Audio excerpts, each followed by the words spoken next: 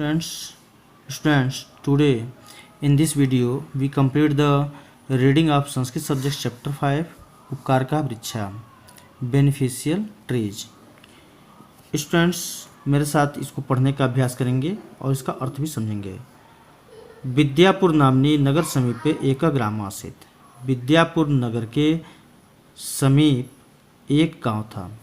तस्मिन् ग्रामे एक विद्यालय आसीत। उस गांव में एक विद्यालय था। विद्यालय वेदांतो नामना एक अध्यापक आसीत। उस विद्यालय में वेदांत नाम के एक अध्यापक थे। एकदा स छात्रान् महाकवि कालिदासस्य रचितं हिमालयस्य पाठं पाठयति स्म। एक बार वह महाकवि कालिदास द्वारा रचित हिमालयस्य नाम के पाठ को पढ़ा रहे थे। पाठम पठित्वा पाठ को पढ़ करके छात्रा माने सभी छात्र हिमालयस्य स्वरूपम दर्शनाय उत्सुका अभवन्। हिमालय के दर्शन के लिए, हिमालय के स्वरूप के दर्शन के लिए उत्सुक हो गए। एवं ते स्वगुरुडास और वे अपने एवं मने इस प्रकार ते मने वे स्वगुरुडास मने वे अपने गुरु के साथ तत्र गंतुम प्रस्थानम अकुर्वन् वहाँ जाने के लिए प्रस्थान किए। इत्थम तेषां शैक्षणिक यात्रा, यह उनकी शैक्षणिक यात्रा थी। प्रारब्धा अभवत् विविधै साधनै ते हिमालयम अगच्छत्। अनेक साधनों के द्वारा, विभिन्न प्रकार के साधनों के द्वारा वे हिमालय पहुँचे।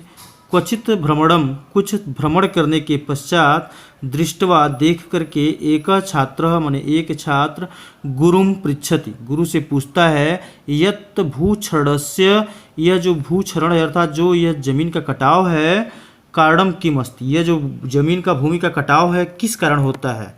गुरु अवदत्, गुरु ने बताया वृक्षाणाम विनाशैव, वृक्षों का विनाश ही अस्य मुख्य कारणम अस्ति, ये इसका मुख्य कारण है। अर्थात जब वृक्षों का विनाश होता है, वृक्षों का कटान होता है तो इसके कारण ही यह भूक्षरण की समस्या पैदा होती है।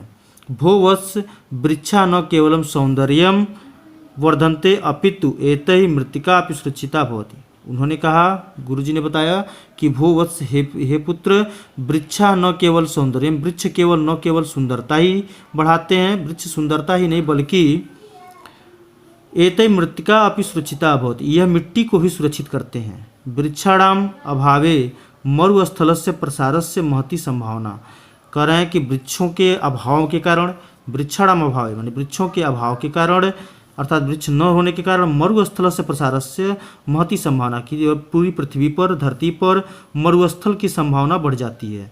अतः वृक्षाणाम रक्षा अति आवश्यकी, अतः वृक्षों की रक्षा बहुत ही आवश्यक है।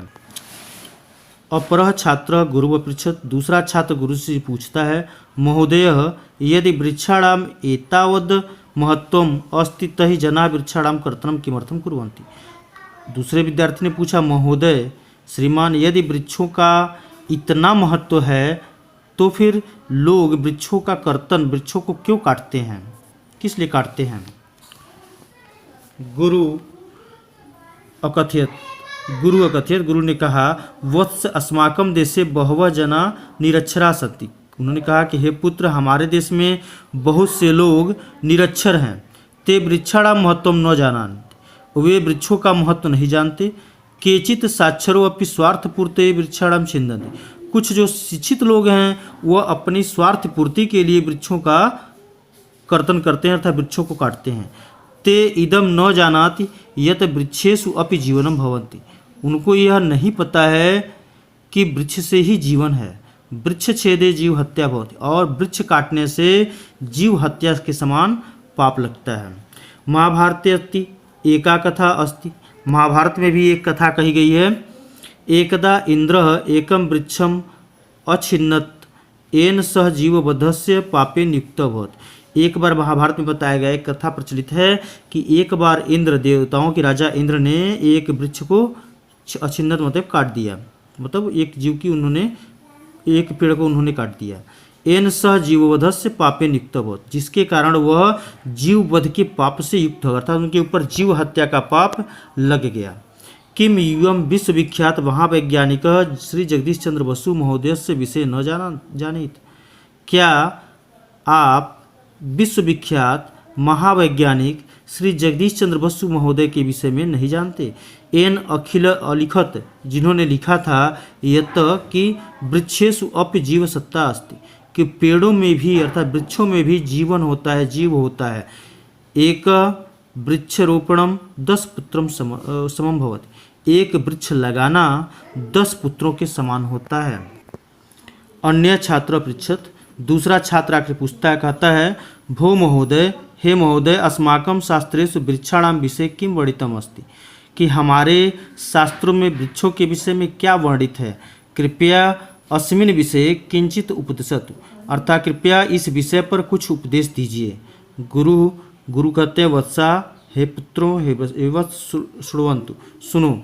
मत्स्य पुराणे लिखितम अस्ति यत्, मत्स्य पुराण में यह लिखा गया है एकावापी 10 कूप समा भवति, अर्थात एक जो बावड़ी होती है 10 कुओं के समान होती है, अर्थात 10 कुएं और एक बावड़ी एक समान होते हैं।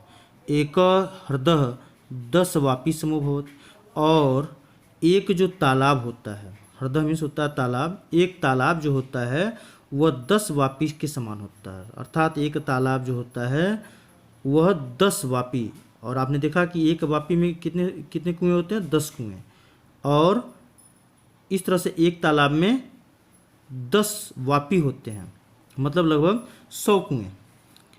एक पुत्र 10 हृदयों सम होती, और एक जो पुत्र होता है, जो एक कुल में पुत्र का जन्म होता है, वह पुत्र जो होता है 10 तालाबों के समान होता है।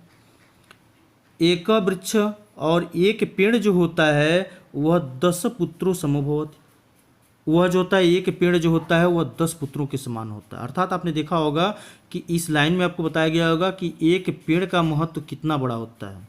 अतः यथा संभवम वृक्षाणाम संवर्धनम च करणीयम, इसलिए जितना संभव हो सके उतना संभव प्रयास करके वृक्षों का संरक्षण और उनका संवर्धन करना चाहिए, उनकी रक्षा करनी चाहिए। छात्रा महोदय वृक्षाणाम महत्वम अस्माभिः ज्ञातम, छात्र कहता है, दूसरा छात्र आके कहता है कि महोदय श्रीमान, वृक्षाणाम महत्वम, वृक्ष का महत्व अस्माभिः ज्ञातः, हमें ज्ञात हो गया। वयम सर्वे अपि, हम सभी लोग भी स्वगृहे अपने घर पे एकैकम वृक्षरोपणम करिष्यामः, एक एक वृक्ष लगाएंगे। तेषां संरक्षणम च करिष्यामः, और उनका हम संरक्षण भी करेंगे।